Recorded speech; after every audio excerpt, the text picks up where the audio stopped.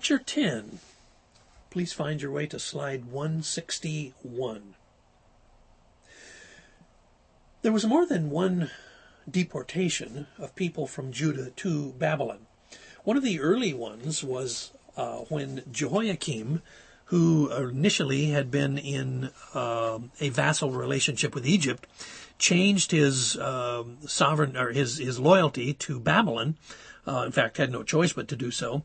And when he did, he was compelled by the Babylonians to send, as sort of a sign of good faith, a number of his young noblemen to Babylon to become educated in Babylonian background and mythology, and to serve in the Babylonian court.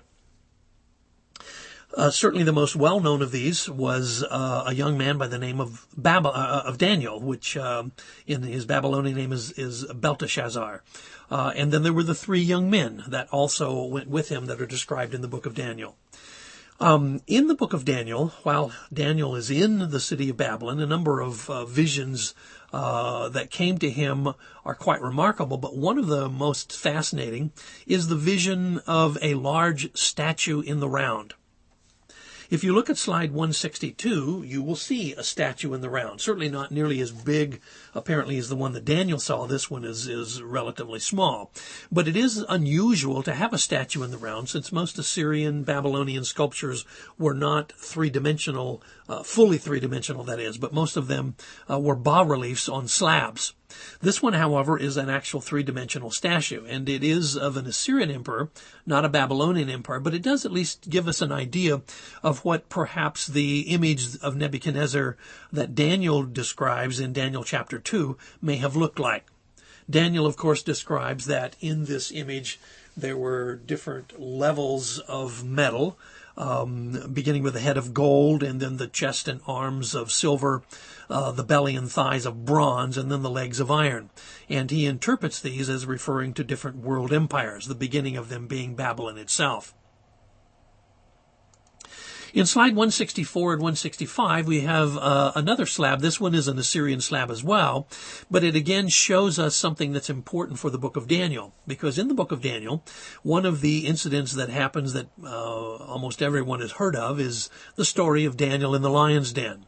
And it may have occurred to you to wonder why there was a lion's den in the first place. Actually, lions were considered to be the royal property of the emperor, and lions were kept in dens so that the emperor could hunt them. In this particular depiction, you see the bas-relief of the Assyrian emperor. This is Ashurbanipal, who was hunting lions, bow hunting lions. You can see a lion, of course, lying in its death throes with arrows shot through its neck, just behind its jaw. And so when Daniel is thrown into the den of lions in Daniel chapter 6, it is the royal lions that were reserved for the emperor of either Assyria or Babylon or even Persia. These were the lions that surrounded Daniel. Then in slide 166 and 167, you have the rather fascinating model of a liver, a sheep's liver.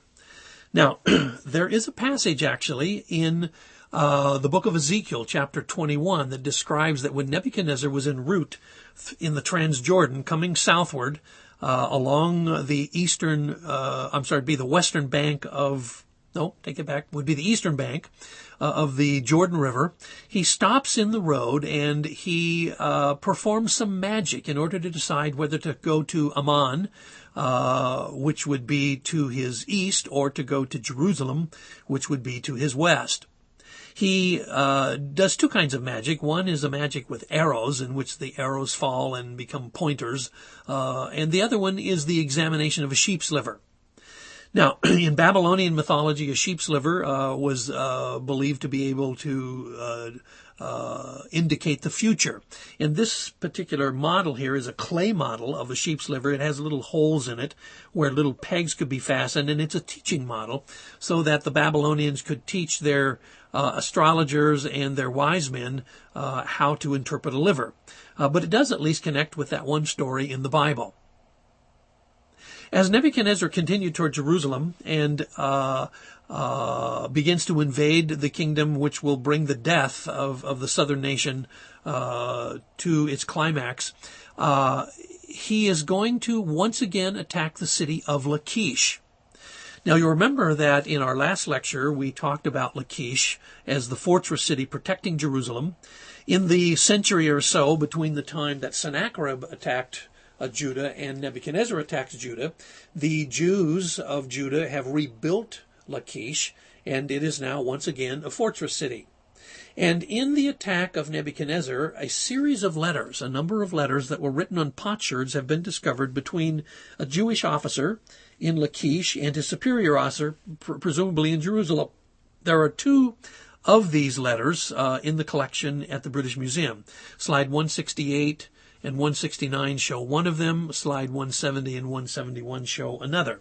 And there are others beside that which are in other museums in the world. Of particular interest is that in these Lakish letters there is a replication of certain names that you find in the Bible. And what is most fascinating, particularly in letter 4, which is not one of the ones that we're showing here, but in letter 4, there is the actual mention of a prophet in Jerusalem who seems to be discouraging the people. The way this prophet is described, even though he is unnamed, suggests that perhaps he might have been Jeremiah.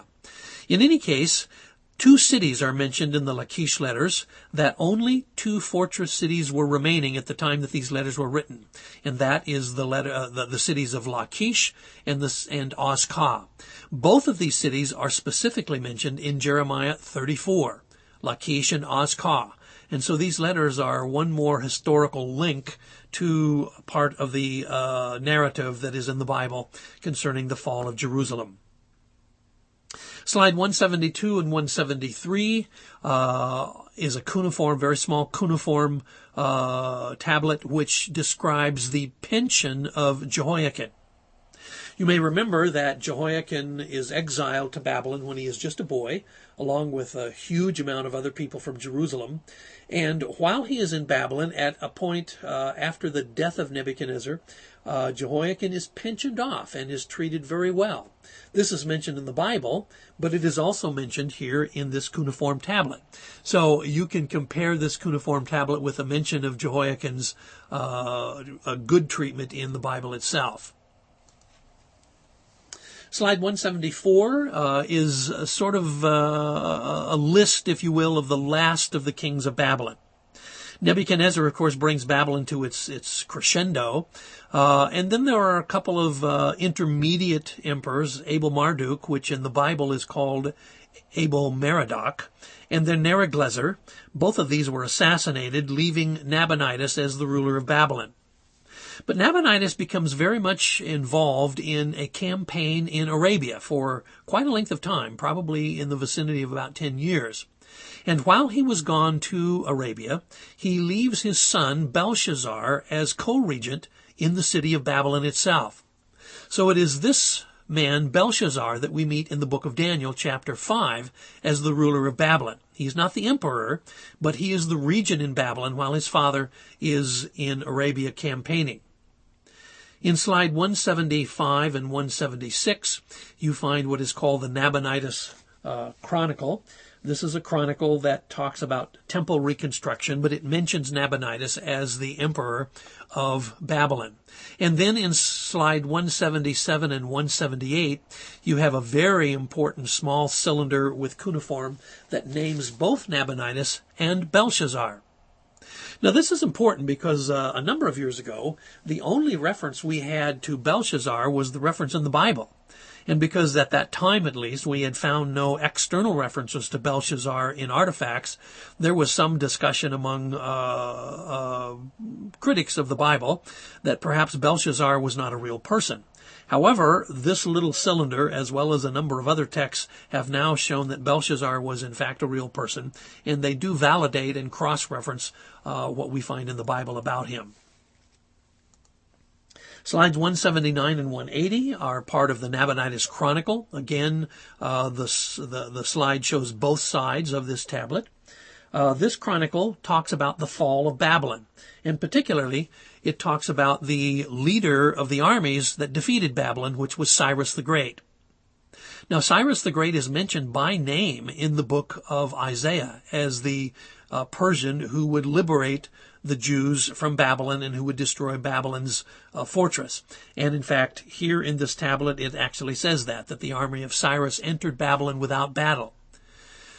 According to the historian Herodotus, the Greek historian, which was before the time of Jesus, Cyrus was able to enter the city without battle because he was able to divert the channel of the Euphrates River, and then he and his soldiers were able to come up the empty riverbed into the city of Babylon. And of course, it is on the night that Cyrus entered Babylon that you have the story in Daniel chapter 5, in which Belshazzar, who was the king of Babylon, the regent of Babylon, sees the handwriting on the wall. In slide 181 and 182, we have what is called the Nabonidus stela. This is a stela showing Nabonidus holding the royal staff, and then you will notice in the upper right of the stela there are three symbols. These are symbols of the Babylonian gods. There is, first of all, the moon god, Sin, and then there is the god Ishtar, which is depicted as a sun disk with wings. And then you find the sun itself, which is Shamash, as the major gods to whom Nabonidus paid loyalty. Then in slides 183, 84, and 85, which are the last slides in this series, you have one of the most famous artifacts in the world, and this is called the Cyrus cylinder. You may remember that at the beginning of the book of Ezra and the end of the book of 2 Chronicles, there is a description of the decree of Cyrus that he allowed people in his kingdom, particularly the Jews, to go back to Jerusalem and to rebuild their temple. From this cylinder, we find the same information, except that it tells us that Cyrus not only allowed the Jews to go back and rebuild their temples, he allowed many displaced peoples to go back and rebuild their temples. So while the Assyrian and Babylonian policy had been to displace people, to send them into exile so that they would not become patriotic in their homeland, Cyrus the Great reverses that policy and now allows them to go back to their homelands and to rebuild their own temples and cities. This generosity on the part of Cyrus probably was a form of enlightened self-interest, I suppose, that if he allowed them to go back, they would be loyal Persian citizens and grateful for his generosity. But in any case, this particular cylinder does connect directly with the decree that you find in the Bible that Cyrus allowed the Jews to go back. And of course, when they went back under the leadership of Sheshbazzar and Zerubbabel, they would begin rebuilding the Second Temple. This is the end of Lecture 10.